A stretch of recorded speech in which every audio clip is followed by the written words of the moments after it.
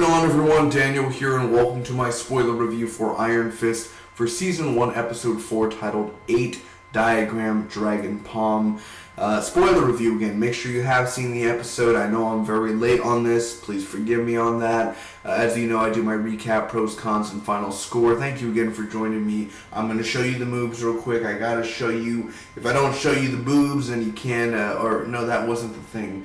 The moves, if you can't take the nips, then you can't get the fist. I think that's more like it. But since it's Iron Fist, I gotta show you.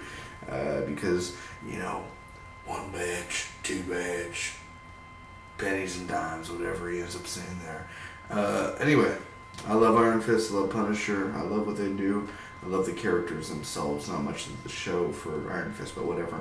Anyway, onto the recap and then pros, cons, and final score. Let's go. Obviously, at the end of the last episode, Danny ends up falling off the ledge because he told Ward. Someone ended up pushing him off the edge. Danny falls, wakes up, sees Harold, comforts him, informs him, charges dropped. Danny is revealed to the world, makes a business decision.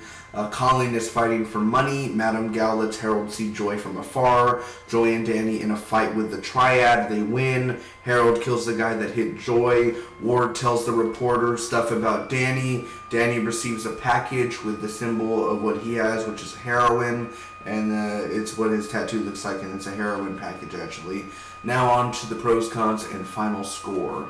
I would say this episode is where it really picks up, in a sense where we're moving finally in the story. We're finally getting somewhere.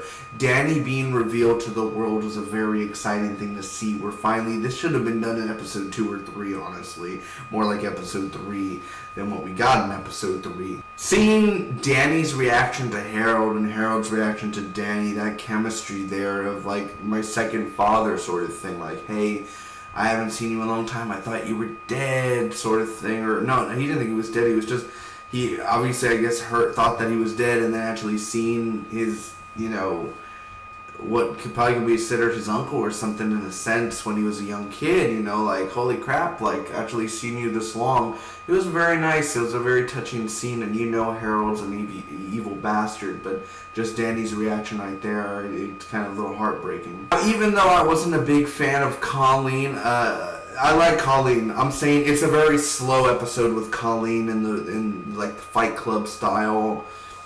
It's a little slow. But most of the action this episode is good.